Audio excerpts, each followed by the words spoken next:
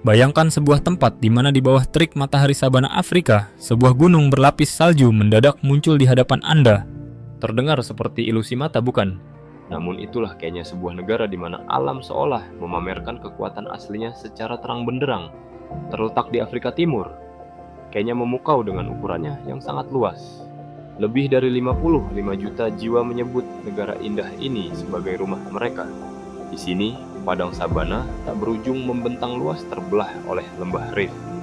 Besar dan dipeluk oleh perbukitan hijau yang subur. Pada pagi hari, Anda mungkin menggigil karena udara dataran tinggi yang menusuk tulang. Beberapa jam kemudian, udaranya berubah menjadi sangat panas dan menyengat.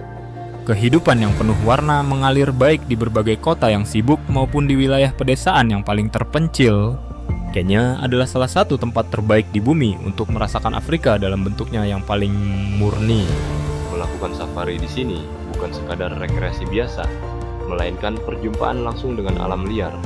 Cagar Alam Nasional Maasai Mara dan Taman Nasional Serengeti dengan batas wilayahnya yang saling menyatu membentuk salah satu ekosistem paling besar di planet kita.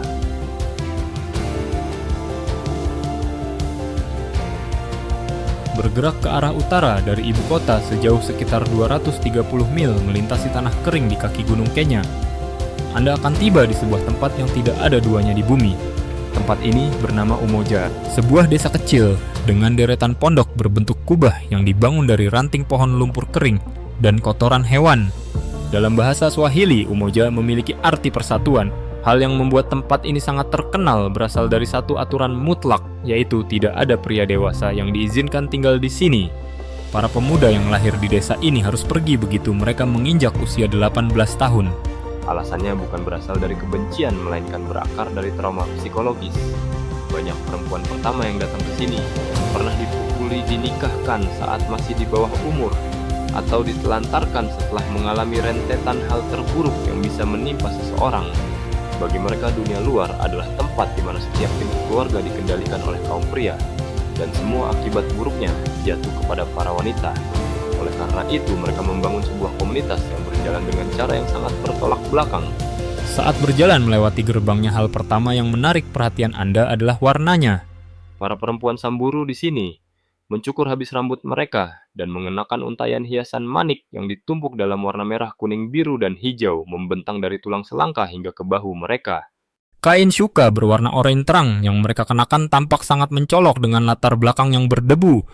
Di luar wilayah Umoja, perhiasan semacam itu biasanya menandakan milik pria mana seorang wanita itu.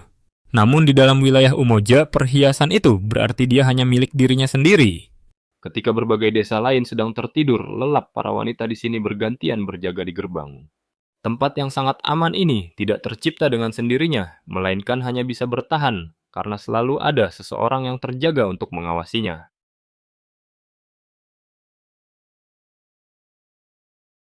Selama ratusan tahun, mereka telah tinggal di padang sabana Kenya yang sangat luas, berbalut jubah syuka berwarna merah dan menggembalakan ternak mereka. Bagi mereka, sapi bukanlah sekadar sumber makanan, tetapi juga melambangkan uang status sosial mas kawin dan tolak ukur kekayaan seorang pria. Para pejuang Maasai sangat terkenal dengan tarian adumu mereka, di mana para pemuda melompat lurus tinggi ke udara. Bagi para turis, hal ini adalah pertunjukan kekuatan. Namun bagi suku Maasai, tarian ini masih membawa makna spiritual dan berdiri sebagai lambang yang kuat bagi komunitas mereka. Banyak tetua adat yang masih membaca langit malam untuk meramalkan datangnya musim hujan atau musim kemarau, berdasarkan pengetahuan yang diwariskan lintas generasi. Nyanyian dan tradisi mereka mencakup kebiasaan yang bagi banyak orang luar terasa sulit untuk dipercaya. Di beberapa komunitas Maasai kuno mengundang tamu pria untuk tidur bersama istri. Tuan rumah dulunya dianggap sebagai bentuk keramah tamahan yang paling tinggi. Kebiasaan ini nyaris punah, namun hal itu menunjukkan bagaimana peran wanita dalam masyarakat pada masa itu. Di dalam komunitas Samburu, praktik merangkai manik juga pernah ada, di mana para gadis belia diikat dengan pejuang muda pada usia yang sangat dini. Negara Kenya telah melarang banyak praktik ekstrem tersebut, tetapi di daerah terpencil, beberapa di antaranya masih terus berlanjut secara rahasia. Dan dari kebisuan inilah Desa Umoja dilahirkan, sebuah desa yang diciptakan dan dikelola sepenuhnya oleh perempuan, dibangun sebagai tempat perlindungan bagi mereka yang ingin melarikan diri dari kekerasan kawin paksa dan tradisi yang sudah ketinggalan zaman. Mengingat fakta ini, apakah Anda mengetahui tempat lain yang memiliki tradisi kuno yang lebih mengejutkan? Silakan bagikan cerita Anda di kolom komentar.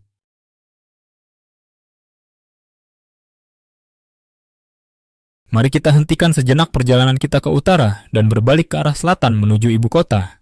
Sebab hal selanjutnya yang perlu Anda pahami tentang Kenya adalah bahwa kota inilah yang menyatukan seluruh negara. Hal pertama yang selalu diucapkan oleh pengunjung saat mereka tiba di sini selalu sama, yaitu ini sepenuhnya bukan seperti yang saya bayangkan. Gedung pencakar langit berlapis kaca, jalan raya yang sangat lebar, pusat perbelanjaan yang begitu mewah hingga para pengunjung menyamakannya dengan yang ada di Eropa atau Amerika Utara. Pemandangan perkotaan ini telah membuat kota ini mendapat julukan New York di benua Afrika. Kota ini juga dikenal sebagai ibu kota safari dunia, karena hanya beberapa menit dari pusat kota tepatnya di Taman Nasional, Nairobi singa dan zebra masih berkeliaran dengan bebas. Sangat sedikit ibu kota di muka bumi ini yang memungkinkan Anda untuk melihat satwa liar tepat di balik siluet gedung distrik keuangan. Di Taman Uhuru, tepat di jantung kota, banyak keluarga Kenya berjalan santai pada hari Minggu. Para bocah mengendarai mobil mainan, bahkan menunggang kuda poni dan unta melintasi rerumputan. Di atas mereka menjulang menara KICC. Di seberang taman berdiri kantor pos pusat, sebuah bangunan peninggalan era kolonial, yang ruang bawah tanahnya, menurut penduduk setempat, dulunya digunakan sebagai ruang interogasi. Hanya dengan berkendara sebentar di daerah Westland, kota ini berubah total. Terdapat banyak hotel mewah. Mobil Mercedes Maybach terparkir rapi di luar pusat perbelanjaan. Village Market, yang merupakan salah satu pusat perbelanjaan paling terkenal di kota ini, terasa seperti kota miniatur di bawah satu atap. Pusat kuliner, arena bowling, golf mini, taman trampolin, dan bahkan ada simulator balap mobil Formula 1. Supermarket di sana juga membuat kami sangat takjub. Bagian makanan ringan ternyata lebih besar daripada yang ada di Kanada atau Amerika Serikat. 5 buah tomat dan separuh kubis di pasar lokal, harganya hanya sekitar 60 sen dolar Amerika. Roti baguette segar hanya seharga 30 sen. Inilah wajah glamor dari kota Nairobi, namun itu hanyalah separuh dari kota ini. Kita akan kembali membahas separuh lainnya nanti. Sebagai permulaan, kita masih memiliki urusan yang belum selesai di wilayah utara.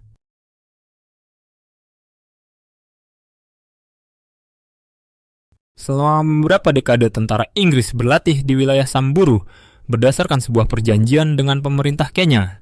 Di sekitar tempat latihan tersebut, ratusan perempuan setempat angkat bicara atas dugaan terjadinya tindak asusila. Pada tahun 2003, lebih dari 1.400 perempuan bergabung dalam tuntutan hukum besar di London. Setelah itu, dokumen aslinya menghilang dari arsip militer dan tuntutan hukum tersebut hancur berantakan. Banyak dari perempuan tersebut saat pulang ke rumah justru ditolak oleh keluarga mereka sendiri. Itulah momen ketika Umoja dilahirkan. Pada tahun 1990, seorang perempuan Samburu bernama Rebecca Lolosoli yang pernah dipukuli hampir mati karena berani mengajari perempuan tentang hak asasi mereka, memimpin 15 penyintas lainnya ke sebidang tanah di tepi sungai Waso. Mereka mendirikan tenda dan menuliskan satu peraturan, yaitu tidak ada pria dewasa yang diizinkan tidur di sana. Perempuan Samburu telah membuat kerajinan manik selama ratusan tahun. Namun di sini, kerajinan itu berubah menjadi alat untuk mengekspresikan kemerdekaan. Sebuah gelang sederhana hanya berharga beberapa dolar Amerika. Sebuah kalung upacara yang berat harganya 50 dolar atau lebih. Dengan uang yang berhasil ditabung para perempuan ini, membeli tanah mereka sendiri, menggali sumur dalam yang kini melayani masyarakat sekitar, dan membangun sebuah sekolah dari nol. Ketika kelompok pria di desa tetangga mengetahui bahwa perempuan ternyata bisa menghasilkan uang, beberapa orang datang pada malam hari untuk merampok mereka. Karena itu, penduduk desa mengatur tim patroli malam. Mereka telah melakukan hal ini setiap malam selama lebih dari 3 dekade lamanya.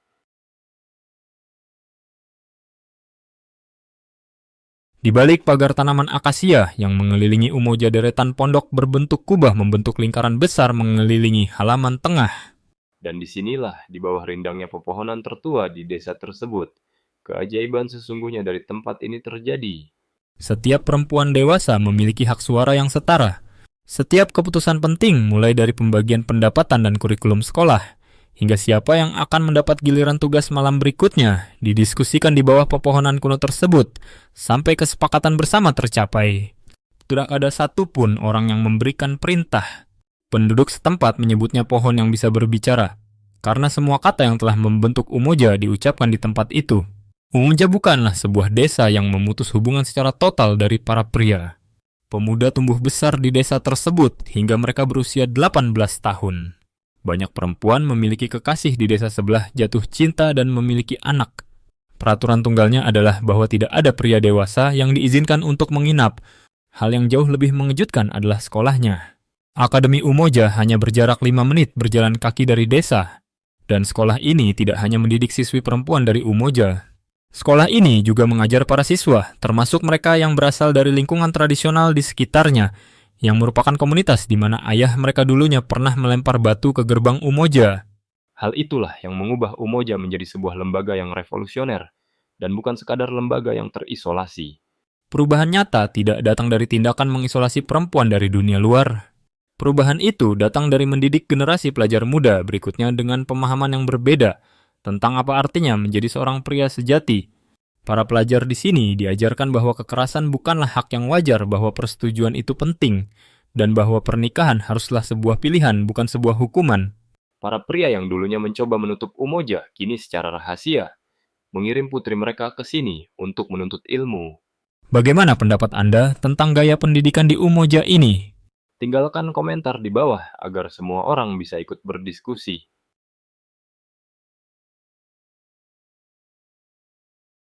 Jika dilihat dari atas kota Nairobi, tampak seperti dua dunia yang dibelah menjadi dua bagian oleh sebuah penggaris. Di satu sisi terdapat hamparan rumput hijau milik klub golf Royal Nairobi. Tepat di sebelahnya terdapat labirin sempit beratap seng dari daerah Kibera, yaitu permukiman kumuh terbesar di negara Kenya. Setelah hujan deras pada tahun 2024, Sungai Nairobi meluap dari tepiannya, menyapu ribuan rumah di pinggiran sungai, sementara banyak lingkungan elit di dekatnya, yang sebagian besar tetap utuh dan tidak tersentuh. Banjir tersebut tidak menciptakan ketimpangan, melainkan kejadian itu hanya menyingkap batas pemisah yang sudah berlangsung lama. Kibera adalah rumah bagi hampir 1 juta orang, yang berdesakan di lahan seluas kurang dari setengah mil persegi. Lorong sempit atap besi bergelombang selokan terbuka dan rel kereta api berfungsi sebagai jalur pejalan kaki pasar sekaligus taman bermain. Banyak daerah tidak memiliki aliran listrik dan air bersih, dan sebagian besar penduduknya hidup dengan pendapatan kurang dari $2 Amerika sehari. Namun kawasan Kibera bukan hanya bercerita tentang kemiskinan. Kawasan ini juga merupakan salah satu lingkungan paling dinamis di seluruh Afrika Timur. Tempat potong rambut, bertenaga surya, bengkel perbaikan sepeda motor, tempat penjahit, dan galeri seni kecil bermunculan di berbagai tempat. Warga di sini mengubah hampir semua barang yang telah dibuang menjadi alat untuk mencari nafkah. Tersembunyi di dalam pasarnya yang ramai, terdapat paradoks lain dari negara Kenya. Seekor ikan nila goreng mungkin hanya menghasilkan keuntungan sekitar 50 sen, tetapi menjual ikan di jalanan terkadang menghasilkan lebih banyak uang daripada banyak pekerjaan yang membutuhkan gelar sarjana. Setelah pandemi berlalu, banyak pekerja meninggalkan pekerjaan profesional mereka untuk mencari nafkah dari bilik usaha kecil, dan ikan goreng dari Kibera sekarang bahkan dikirim jauh hingga ke Kanada atau Dubai.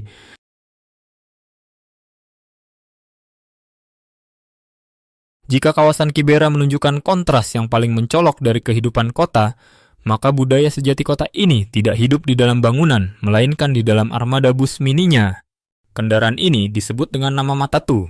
Nama tersebut berasal dari kata Kikuyu yang berarti 3 merujuk pada tarif masa lalu yang sebesar 3 sen. Saat ini, sebuah matatu di kota Nairobi adalah sebuah galeri seni. Berjalan sistem tata suara di atas roda dan sebuah pernyataan identitas diri yang melaju dengan kecepatan 40 mil per jam. Kendaraan yang paling menonjol di antaranya adalah Manyanga, yaitu bus mini premium yang telah dimodifikasi secara total. Bagian luar kendaraannya ditutupi dengan lukisan grafiti. Pemain sepak bola, penyanyi rap, tokoh agama, logo musik hip-hop. Di bagian dalamnya, sistem tata suara menggetarkan seluruh rangka mobil. Lampu LED yang berkedip terang. Beberapa armada bahkan memiliki jaringan internet tanpa kabel. Memodifikasi 1 unit Manyanga bisa menelan biaya hingga puluhan ribu $, Amerika. Anda akan melihat seorang pria duduk di atap kendaraan dengan bagian atas tubuhnya menjulur keluar saat matatu tersebut melaju kencang melewati mobil lainnya. Hal ini adalah sebuah pemandangan yang kacau dan berbahaya.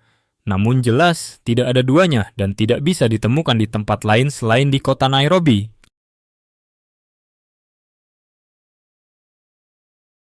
Menghabiskan beberapa hari di Nairobi cukup bagi seseorang untuk mulai merasakan adanya kelompok masyarakat berbeda di balik wajah modern kota ini. Di belakang gedung-gedung pencakar langit yang terus bertambah, terdapat desas-desus tentang uang tak terlacak yang mengalir lewat jaringan bawah tanah Kenya. Hukum melarang pengiriman uang lebih dari 1 juta shilling tanpa penjelasan asal-usulnya, sehingga uang tunai dalam jumlah besar masih dipindahkan secara langsung tanpa melalui bank. Di beberapa daerah, menjadi seorang polisi bahkan dianggap seperti investasi mahal, di mana orang butuh waktu bertahun-tahun untuk mengembalikan biaya rekrutmen. Kisah-kisah ini sering dibicarakan dengan santai seolah-olah sudah menjadi bagian dari kehidupan sehari-hari. Namun Nairobi bukan hanya tentang itu. Di samping sisi gelapnya, terdapat kehidupan lain di mana sebagian besar warganya bekerja keras setiap hari demi membangun kehidupan yang stabil. Pinjaman usaha kecil dari pemerintah telah membantu banyak toko lokal berkembang. Menyusul serangan tragis di sebuah mall pada tahun 2013, sistem keamanan publik kota ini diperketat. Kini pemeriksaan kendaraan di hotel atau melewati deteksi logam menjadi rutinitas. Bagi banyak warga Nairobi, pengawasan ketat inilah yang justru membuat mereka merasa aman.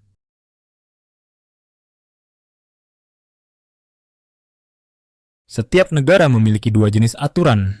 Satu tertulis di buku dan lainnya tidak terlihat, namun dipahami oleh semua warganya. Di negara Kenya, tangan kiri memiliki makna yang sangat berbeda. Secara tradisi, tangan kiri dipakai untuk kebersihan diri. Memakai tangan kiri untuk berjabat tangan memberi makanan atau barang dianggap sangat tidak sopan. Saat menyapa orang yang lebih tua, banyak warga menaruh tangan kiri di lengan kanan bawah saat bersalaman sebagai tanda rasa hormat tertinggi. Menunjuk seseorang dengan jari secara langsung dipandang agresif. Sebuah anggukan kecil atau tatapan sekilas sudah cukup. Di banyak komunitas Maasai dan Samburu, kepala adalah bagian tubuh yang paling suci. Menyentuh kepala orang lain, termasuk kepala anak kecil, bisa dianggap melanggar batas spiritual. Lalu ada aturan emosi di tempat umum. Berteriak atau hilang kendali akan langsung menjatuhkan rasa hormat. Saat sedang berunding, semakin tenang sikap warga Kenya, maka semakin besar pengaruh yang mereka bawa. Di pesisir Swahili, pengaruh Islam sangat kuat, dan turis diharapkan berpakaian sopan saat berada di luar resor. Terakhir adalah budaya kopi. Warga Kenya tidak minum kopi dengan tergesa-gesa. Mereka menyesapnya perlahan, membiarkan pagi berjalan dengan damai. Di sini, kopi bukan sekadar kebiasaan, melainkan sebuah ritual.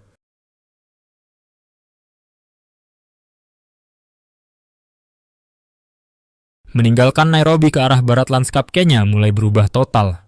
Jalanan mengarah ke lembah Rift di mana perbukitan hijau membentang dan kebun teh menutupi lereng gunung. Kenya kini menjadi produsen teh terbesar ketiga di dunia. Di balik ladang hijau subur itu tersembunyi cara hidup yang keras. Setiap hari puluhan kilogram daun teh dipetik menggunakan tangan berjam-jam di tengah hujan dan lumpur. Hujan memang menghidupi dataran tinggi ini, namun juga membuat jalanan berbahaya. Usai hujan lebat, truk-truk sering tergelincir dari jalan tanah dan terjebak di selokan dalam. Di banyak pelosok pedesaan, perasaan tertinggal terasa semakin nyata.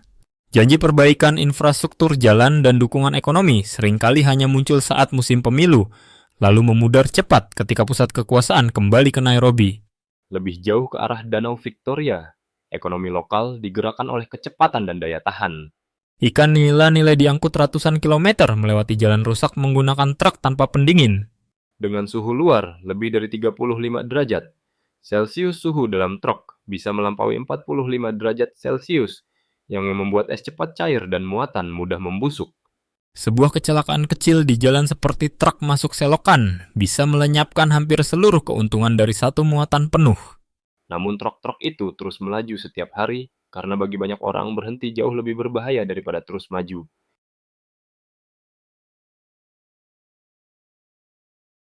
Di tengah Danau Victoria, terdapat sebidang tanah kecil yang tampak seperti kotak kacau yang mengapung di atas air. Tempat itu bernama Pulau Megingo. Ukurannya lebih kecil dari lapangan sepak bola. Lebih dari 1.000 orang berdesakan di rumah beratap seng menahan terik matahari khatulistiwa yang menyengat. Belum ada air mengalir. Tidak ada toilet. Ya, ada aliran listrik. Sebuah kamar hanyalah tikar di bilik bersama dengan biaya sewa sekitar $65. Amerika sebulan.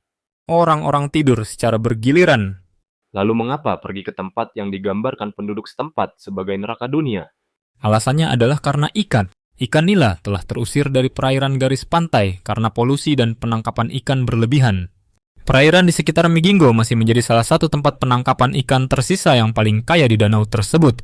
Namun sumber daya berharga Migingo semakin menipis.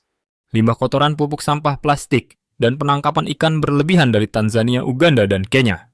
Perlahan-lahan mencekik Danau Victoria.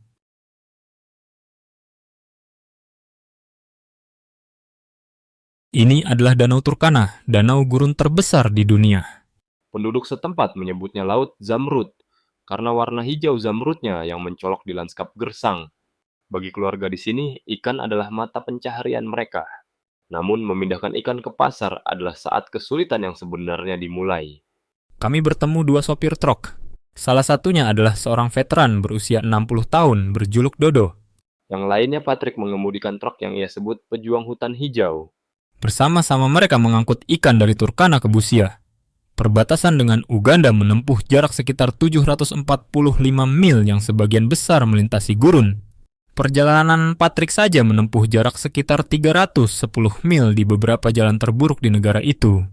Perjalanan yang seharusnya hanya memakan waktu 12 jam seringkali membengkak menjadi lebih dari 24 jam. Dia mengatakan bahwa tidak ada apa-apa di sana selain Anda jalanan dan Tuhan Anda. Bahaya terbesar bukanlah jalan itu sendiri. Kelompok bersenjata di daerah itu terkadang menargetkan truk yang membawa barang berharga memblokir jalan untuk memaksa mereka melambat. Patrick terluka di rute ini, tetapi dia terus mengemudi. Pada tahun 2012, daerah tersebut menyaksikan salah satu insiden keamanan terburuk dalam sejarah Kenya, dan sejak saat itu tetap menjadi salah wilayah paling sulit di negara tersebut. Rute ini juga melewati Taman Nasional Sibiloy yang sering disebut tempat lahir umat manusia, karena beberapa fosil prasejarah terpenting ditemukan di dekatnya di Kobe Fora.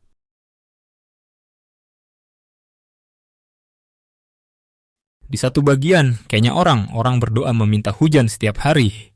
Di bagian lain, hujan membajiri segalanya. Di Turkana, seorang lelaki tua mengatakan kepada kami bahwa ia belum melihat setetes hujan pun selama 3 tahun.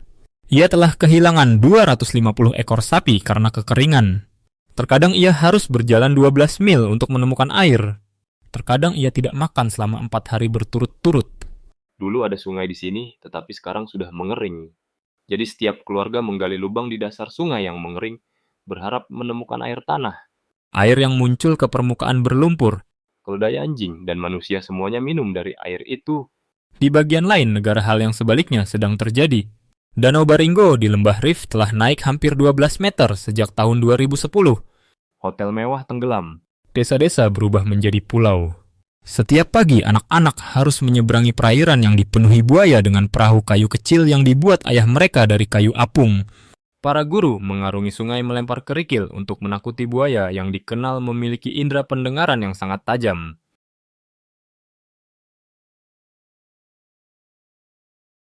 Terus ke selatan Kenya, menampakkan wajah yang sama sekali berbeda, di mana daratan bertemu dengan Samudra Hindia.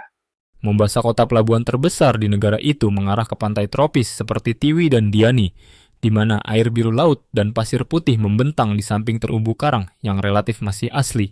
Pemandangan di sini terasa hampir sepenuhnya terputus dari jalan tanah merah dan keramaian di pedalaman Kenya. Namun surga ini pun tidak kebal terhadap krisis lingkungan global. Setiap hari, ombak membawa botol plastik, sandal, jepit, dan segala macam puing mengambang lainnya dari laut. Kenya telah merespon jauh lebih kuat daripada banyak negara lain di kawasan ini, dengan salah satu larangan kantong plastik paling ketat di dunia. Di sepanjang pantai, banyak upaya konservasi berlangsung diam-diam setiap malam. Sarang penyu dicari, ditandai, dan dipindahkan menjauh dari daerah yang rawan banjir atau perburuan liar. Cagar alam berpagar didirikan untuk melindungi sarang sampai tukik menetas. Saat ini, dunia hanya memiliki 7 spesies penyu yang tersisa, dan semuanya terancam punah. Namun di pantai Kenya, siklus hidup yang rapuh itu terus berlanjut. Bayi penyu masih merangkak keluar dari pasir dan menuju laut setiap musim kawin. Berkat upaya gigih yang diam-diam terjadi setiap hari di sepanjang pantai Samudra Hindia.